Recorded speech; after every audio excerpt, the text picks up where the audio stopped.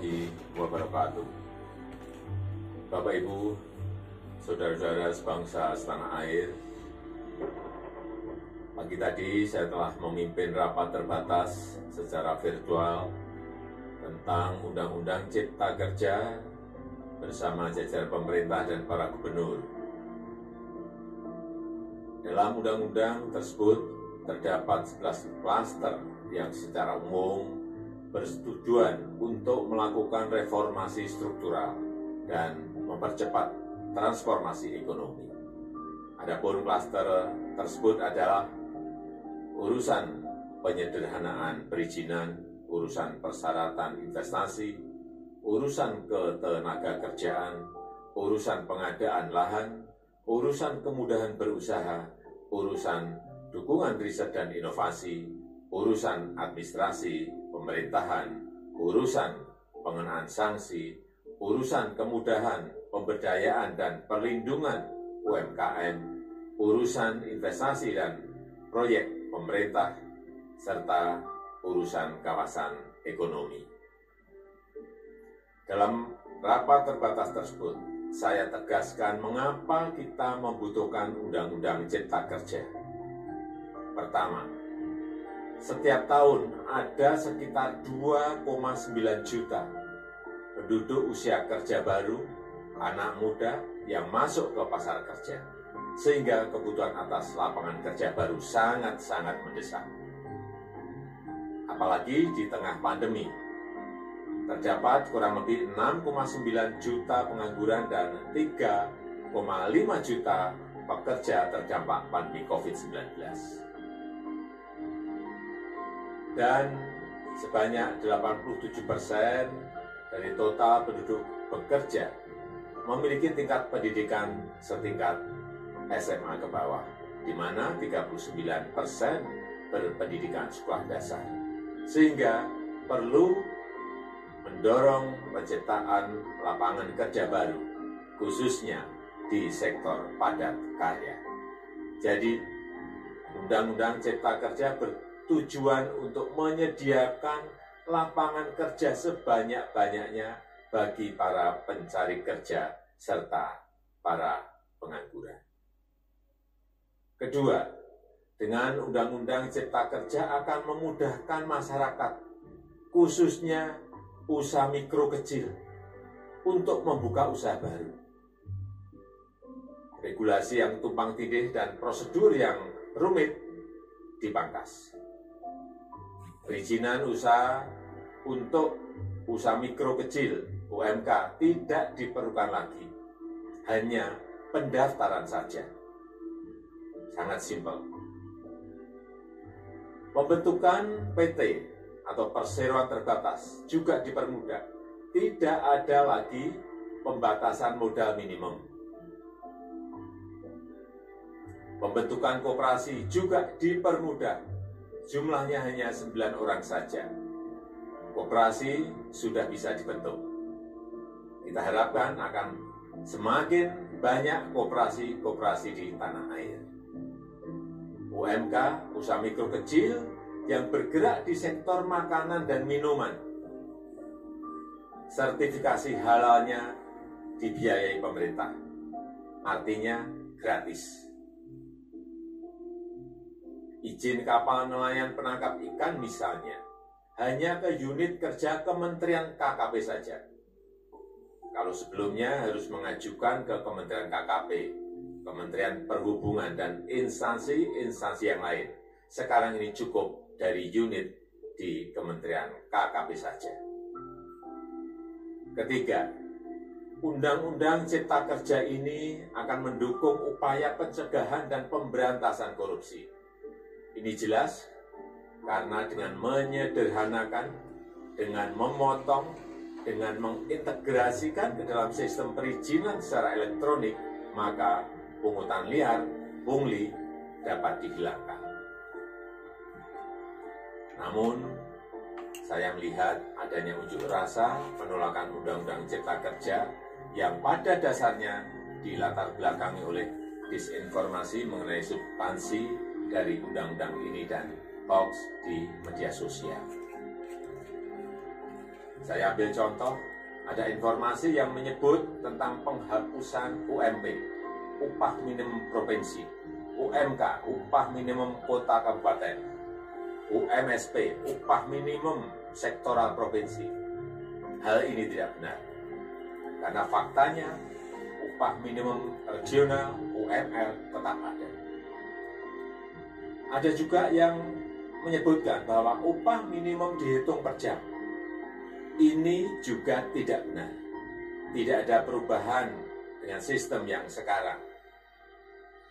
Upah bisa dihitung berdasarkan waktu dan berdasarkan hasil.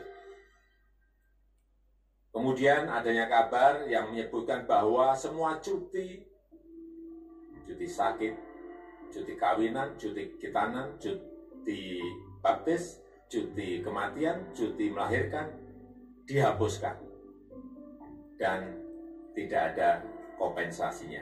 Saya tegaskan juga ini tidak benar. Hak cuti tetap ada dan dijamin. Kemudian apakah perusahaan bisa mem-PHK kapanpun secara sepihak? Ini juga tidak benar. Yang benar, perusahaan tidak bisa mem-PHK secara sepihak.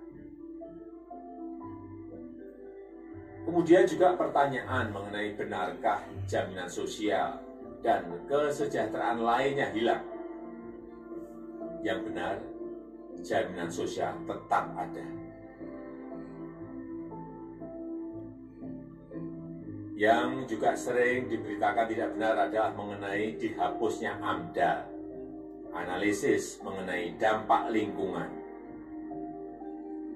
Itu juga tidak benar. AMDAL tetap ada. Bagi industri besar harus studi AMDAL yang ketat. Tetapi bagi UMKM lebih ditekankan pada pendampingan dan pengawasan. Ada juga berita mengenai Undang-Undang Cipta Kerja ini mendorong komersialisasi pendidikan. Ini juga tidak benar. Karena yang diatur hanyalah pendidikan formal di kawasan ekonomi khusus, di KEK. Sedangkan perizinan pendidikan tidak diatur di dalam Undang-Undang Cipta Kerja ini. Apalagi perizinan untuk pendidikan di pondok pesantren.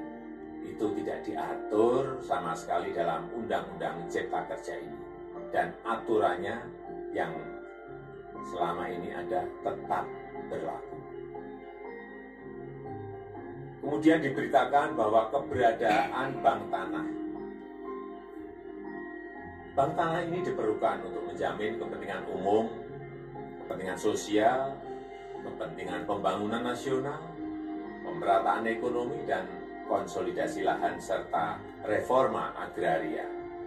Ini sangat penting untuk menjamin akses masyarakat terhadap kepemilikan tanah, kepemilikan lahan. Dan kita selama ini tidak memiliki bank tanah. Saya tegaskan juga bahwa Undang-Undang Cipta Kerja ini tidak melakukan resentralisasi kewenangan dari pemerintah daerah ke pemerintah pusat. Tidak ada. Perizinan berusaha dan pengawasannya tetap dilakukan oleh pemerintah daerah sesuai dengan NSPK, norma, standar, prosedur, dan kriteria yang ditetapkan pemerintah pusat.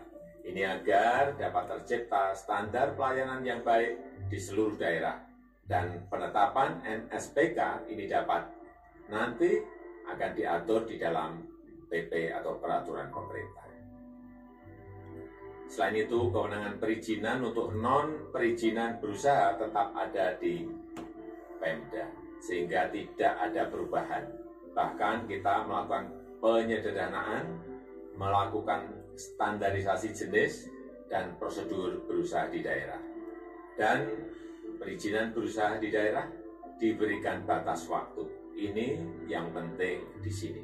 Jadi ada service level of agreement. Permohonan perizinan dianggap disetujui bila batas waktu telah terlewati.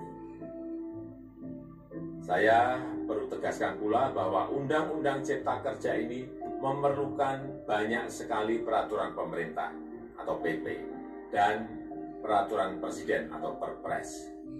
Jadi setelah ini akan muncul PP dan Perpres yang akan kita selesaikan paling lambat 3 bulan setelah diundangkan. Kita pemerintah membuka dan mengundang masukan-masukan dari masyarakat dan masih terbuka usulan-usulan dan masukan dari daerah-daerah. Pemerintah berkeyakinan melalui Undang-Undang Cipta Kerja ini jutaan pekerja dapat memperbaiki kehidupannya dan juga penghidupan bagi keluarga mereka. Dan kalau masih ada, jika masih ada ketidakpuasan terhadap Undang-Undang Cipta Kerja ini, silahkan mengajukan uji materi atau judicial review melalui MK, Mahkamah Konstitusi. Sistem ketatanegaraan kita memang mengatakan seperti itu. Jadi, kalau masih ada yang tidak puas dan menolak, silahkan diajukan uji materi ke MK. Saya rasa itu yang bisa saya sampaikan pada kesempatan yang baik ini. Terima kasih. Wassalamualaikum warahmatullahi wabarakatuh.